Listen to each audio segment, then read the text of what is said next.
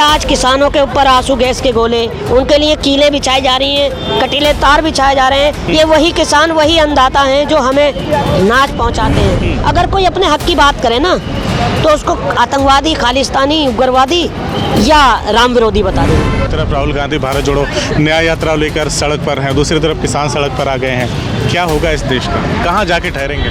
देश को कौन चलाता है? किसान, देश का जवान, यही चलाते हैं ना, या देश को उद्योगपति चलाते हैं। जब तक इनके पास ईवीएम का जिन है तब तक कोई भी कुछ नहीं कर सकता। चाहे राहुल गांधी कन्याकुमारी से लेकर कश्मीर तक यात्राएं कर लें, चाहे पूरे हिंदुस्तान में कर लें। अभी हम लोग गाजीपुर बॉर्डर पे हैं और ये बॉर्डर उत्तर प्रदेश और दिल्ली को जोड़ता है। और गाजीपुर बॉर्डर पर इस वक्त मुस्तैद हैं महताब हिंदुस्तानी। जब इनसे मैंने इनका नाम पूछा तो नाम के साथ इन्होंने एक चीज़ और बताई कि मैं जनता का प्रवक्ता हूं। तो इनसे ही जानते हैं, क्योंकि यहाँ से बस 6 किलोमीटर दूर मोदी नगर एक जगह है, शायद वहीं पे किसानों को रोक करके रखा गया है। और यहाँ पे भी देखिए चारों तरफ एकदम गहमा गहमी का माहौल है, भीड़ बढ़ती जा रही है लोगों की। पहला सवाल तो यही है कि जनता का प्रवक्ता, क्या जनता अपनी बात नहीं कह पा रही जो आप अपने नाम के आगे जनता का प्रवक्ता लगा के घूम रहे हैं? देखिए, इस वक्त जैसा माहौल है, इस सरकार में जनता सहमी हुई है, डरी हुई है। बहुत बड़ा कलेजा और दिल चाहिए अपनी जनता के वक्ता बात रखने का।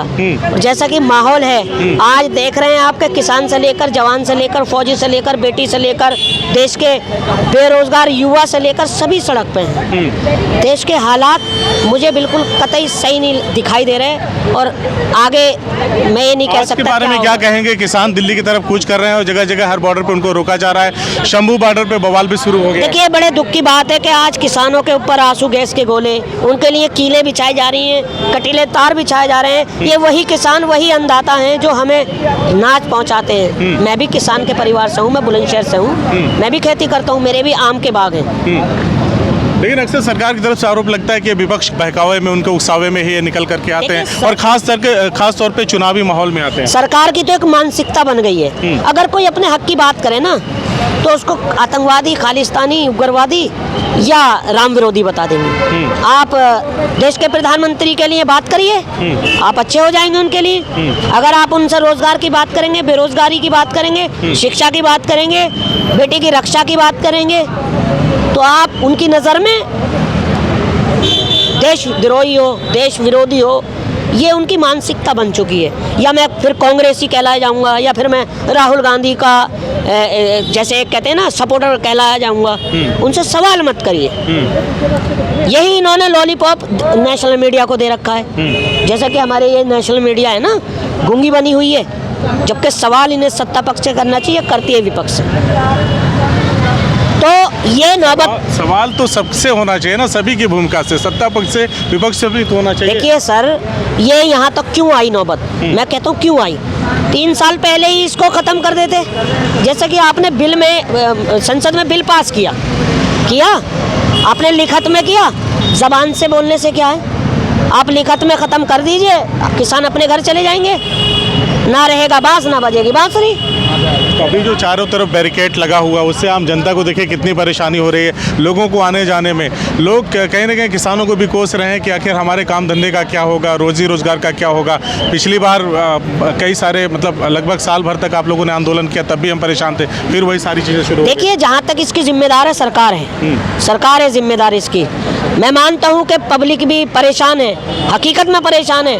आज एक दिन में बहुत नुकसान होगा हमारे देश को, इस पर अर्थव्यवस्था पे भी असर पड़ेगा, जीडीपी पे भी असर पड़ेगा। मगर भारतीय जनता पार्टी और हमारे देश की सरकार को भी इतना जिद्दी नहीं होना चाहिए। आखिरकार आप किसके दबाव में हैं? देश को कौन चलाता है? किसान, देश का जवान, यही चलाते हैं ना, या देश को उद्योगपति चलाते हैं? या तो आप फिर अडानी। कैसे देखते हैं इस आंदोलन को, पार्ट 2 को कैसे देखते हैं, कितना सफल होगा? हालांकि झड़प हो रही है हर जगह, शंभू बॉर्डर पे तो खास करके वहाँ पे एक छर्रा भी लगा है एक पत्रकार को। देखिए, मैं तो यही कहना चाहूँगा, जो हो रहा है देश में बहरहाल सही नहीं हो रहा। आप मुझे एक बात बताइए, हमारे देश की सरकार, जब हमारे देश के प्रधानमंत्री जी अपने सत्ता में नहीं थे तो कितने बड़े बड़े वादे किए कि 2022 तक किसानों की आय दुगनी कर देंगे। और मतलब इतना कुछ बोला कि अगर मैं बोलने पाऊंगा तो शायद बहुत टाइम हो जाए, मगर 100% में से मुझे लग रहा है 30% भी खरी नहीं उतरी है सरकार। किसान परेशान है। जो सारी बातें बता रहे हैं, महंगाई कम कर रही है, तमाम जो चीज़ें हैं, इसके बावजूद भी बीजेपी चुनाव जीतती रही है, तो इस पर क्या कहना है? आखिर जनता को क्या नहीं समझ में आ रहा है? जनता को विपक्ष क्या समझाना चाहता है? लोग क्या समझाना चाहते हैं कि जनता को समझ में नहीं आ रहा? जनता यही तो कह रही है कि किसान रोड पर है, जवान रोड पर है, देश का जो युवा बेरोजगार है वो रोड पर है, देश की बेटियां रोड पर हैं, जो पूर्व फौजी हैं वो रोड पर हैं, तो फिर इनको वोट के बावजूद तीन बड़े राज्यों में भी बीजेपी ने चुनाव जीता। मैं आ रहा हूँ उसमें मारो। जब तक इनके पास ईवीएम का जिन है तब तक कोई भी कुछ नहीं कर सकता। चाहे राहुल गांधी कन्याकुमारी से लेकर कश्मीर तक यात्राएं कर लें, चाहे पूरे हिंदुस्तान में कर लें या पूरे पब्लिक को एक कर लें, जब तक ईवीएम पर बैन नहीं होगा, मैं ये अपनी गारंटी दे रहा हूँ मोदी जी की। कैसे बैन? मुझे उम्मीद है सुप्रीम कोर्ट के वकील और तमाम लोग आंदोलन कर रहे हैं, प्रदर्शन कर रहे हैं, यहाँ से लेकर लखनऊ तक भी लोग गए, लेकिन विपक्ष के नेता उन आंदोलन से जुड़ ही नहीं रहे, तो फिर कैसे हो? देखिए, एक हर चीज़ की लिमिट होती है। अभी जो है गले तक आया पानी, जब नाक तक आ जाएगा ना, तो फिर इनके पाप का घड़ा फूट जाएगा। मैं भी उसमें शामिल हूँ। भानु प्रताप जी हैं और महमूद पिराचा हैं, वो सुप्रीम कोर्ट के बहुत वरिष्ठ वकील हैं और वो देश को हकीकत में देश को बचाने की जंग लड़ रहे हैं और मैं उनको सलूट और सलाम करता हूँ। तो चुनाव से पहले क्या हो सकता है उसमें? मुझे पूरी उम्मीद है, जो चीफ जस्टिस हैं चंद्रचूड़, जो सुप्रीम कोर्ट के वरिष्ठ जज हैं, मुझे उम्मीद है कि वो देश के बेटे को, देश की बच्ची को, देश को बचाने का काम करेंगे, देश के किसान को बचाने का काम करेंगे। वरना मुझे हालात जो दिखाई दे रहे हैं आने वाले समय में, मैं कहता हूँ भगवान, जिसको हम ईश्वर भी कहते हैं, भगवान कहते हैं, ऐसा ना हो, वरना श्रीलंका से भी बुरे हालात बनने जा रहे हैं देश में। चलिए, मेरा आखिरी सवाल, एक तरफ राहुल गांधी भारत जोड़ो न्याय यात्रा लेकर सड़क पर हैं, दूसरी तरफ किसान सड़क पर आ गए हैं, क्या होगा इस देश का? कहाँ जाके ठहरेंगे हम? देखिए, एक वो बंदा है, उसको ज़रूरत नहीं है कि पूरे भारत में घूमने की, उसे देश की परवाह है, उसे देश की परवाह है, इसीलिए वो भारत जोड़ने निकला है। कांग्रेसी नहीं है ना?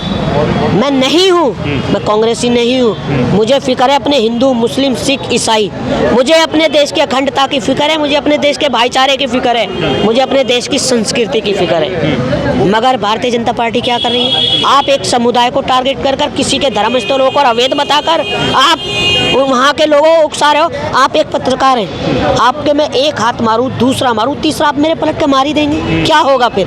भाई मरता क्या नहीं करेगा?